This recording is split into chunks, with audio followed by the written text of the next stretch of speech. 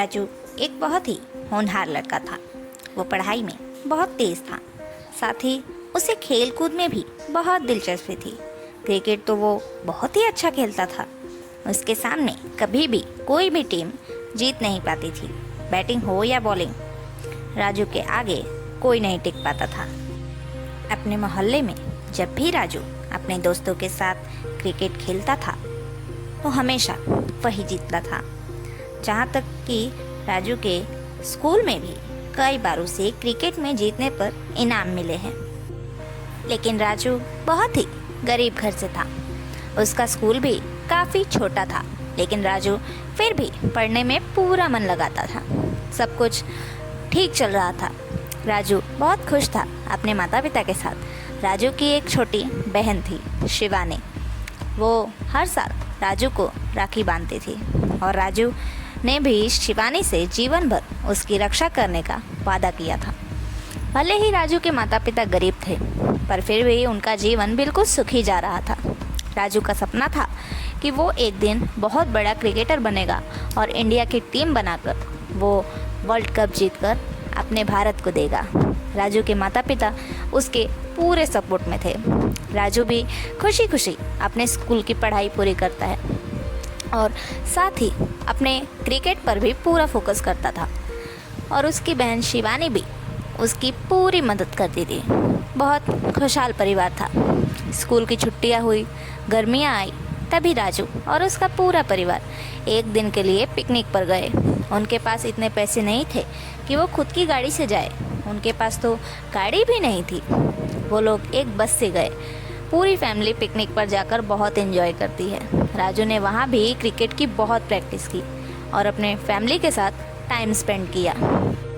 पूरा परिवार खुशी खुशी पिकनिक से बस में बैठकर वापस आ रहा था। तभी अचानक जिस बस से वो लोग आ रहे थे, उस बस का बहुत ही खतरनाक एक्सीडेंट हो जाता है, जिस एक्सीडेंट में परिवार के सदस्य आपस में बिछड़ गए। शिवानी राजू का हाथ पकड़कर ही बैठी थी। इस वजह से राजू और शिवानी दोनों एक ही जगह एक साथ बेहोश पड़े थे। बस में बुरी तरह से आग लग चुकी थी। आधे लोग तो अपनी जान दे चुके थे। जब शिवानी को होश आया तब उसने राजू को जगाया।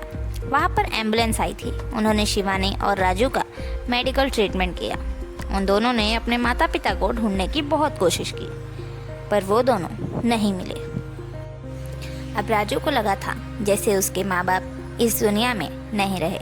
शिवानी और राजू बहुत रोए। दर दर भटकते भटकते कुछ दिन बाद एक दिन वो दोनों एक होटल के पास पहुँचे। राजू ने देखा कि वहाँ लोग बर्तन धोकर पैसे लेकर जा रहे थे।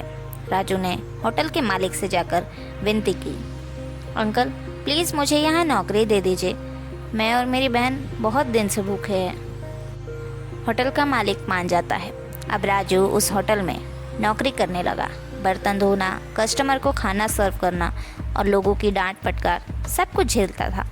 लेकिन अपनी बहन शिवानी को एक भी काम नहीं करने देता था और उसे बहुत खुश रखता था।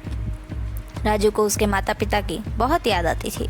साथ ही साथ उसे अपने माता पिता का सपना भी पूरा करना था, वर्ल्ड कप जीतने का सपना।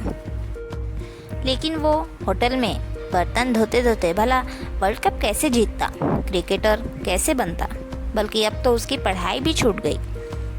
उसे अपनी बहन को भी खुश रखना था, उसे पालना था। ये सारी बातें राजू को बहुत परेशान करती थी कि वो अब अपना सपना पूरा कैसे करेगा। इस कहानी में आगे क्या होता है, राजू कैसे क्रिकेटर बनेगा और उसके माँ बाप सच में इस दुनिया से जा चुके हैं, क्या अभी भी जिंदा है, ये सारी बातें जानने के लिए कहानी का पार्ट 2 ज़रूर देखें। अगर आपने पार्ट 2 नहीं देखा तो मतलब आपने कुछ नहीं देखा, तो ज़रूर देखें पार्ट 2 राजू का वर्ल्ड कप।